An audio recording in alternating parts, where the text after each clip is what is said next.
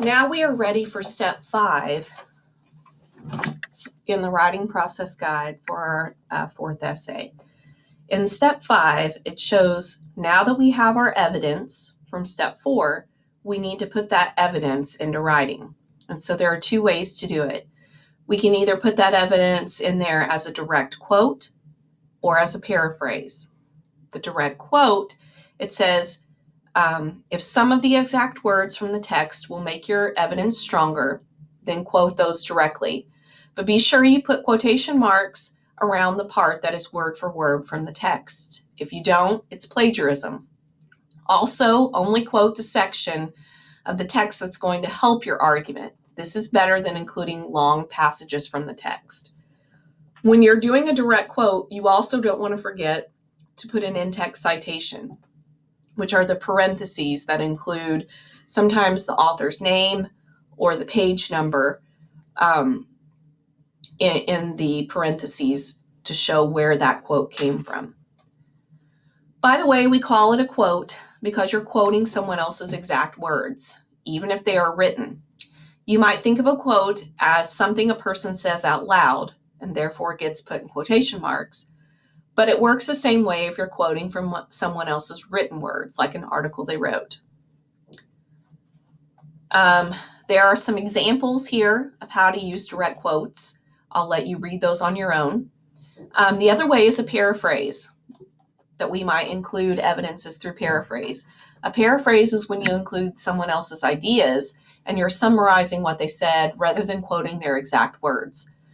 Again, if you do not include an in-text citation after paraphrase work, that is also plagiarism. So you want to make sure that you include in-text citations for any paraphrased work that you use. When you put it all together and you're weaving your direct quotes and your paraphrased information into paragraphs, a simple way to do this is to follow the claim, evidence, reasoning pattern for your paragraph. So you're going to start out a paragraph by saying the claim for your paragraph. That's one of the 3 reasons that you believe your overall argument. Then you're going to move into the actual evidence or the proof that your claim is true. And then finally, you're going to add reasoning or explanation for how or why your evidence proves your point. Sometimes this part needs more than 1 sentence, but an example here is how they've done this. So here's a paragraph from someone's essay.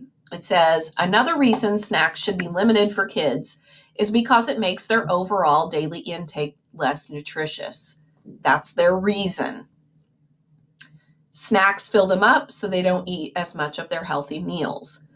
Why do they believe that reason? What proof do they have? The evidence. The proof they have is, in green, registered dietitian Sarah Renner points out that snacks are often less healthy and balanced than regular meals. And if kids constantly snack, they never get really hungry for the meals. Finally, in blue, they add an explanation about why that evidence proves their points. So it stands to reason that cutting back on snacks will make it more likely that kids will eat more at regular meal times, and this will improve their overall nutrition. If you're looking for some tips for styling your paragraphs and including the evidence in your in those body paragraphs, you can see here I've put some examples. If you're trying to introduce evidence, you can use things like according to and the person, according to a certain research, the job and title name says, believes, or points out. In his or her article, blog post, whatever they write or argue or explain. In the year study, these researchers found. So that's a way you can actually do that green section up here.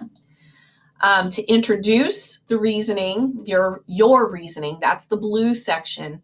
You might say, so, therefore, this means, it stands to reason that, or this suggests. So now, for step 5, I want you to go back up to your chart in step 4, where you listed your reasons and evidence. That's up here, right up here, with your reasons and evidence chart. You're going to go back up to that chart and you're going to start drafting those paragraphs that will make up the main body of your essay. You'll work on the introduction paragraph, your background knowledge, counter arguments, and conclusion later. We're going to start with the body paragraphs. So go ahead, you're going to create, if you haven't already, you're going to go into Google Drive, you're going to create a new Google Doc. You're going to title it Essay 4 Draft. And you're going to go up here and put your last name. Actually, instead of draft, we can just leave it as Essay 4. And you can go ahead and put your heading here. You can put your title. Oops.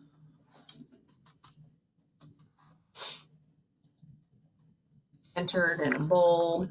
And then it says, don't worry about the introduction, the conclusion, any of those, but you could actually start drafting your at least 3 body paragraphs here. Once you've created this document, make sure you share it with me to singletonengl101@gmail.com.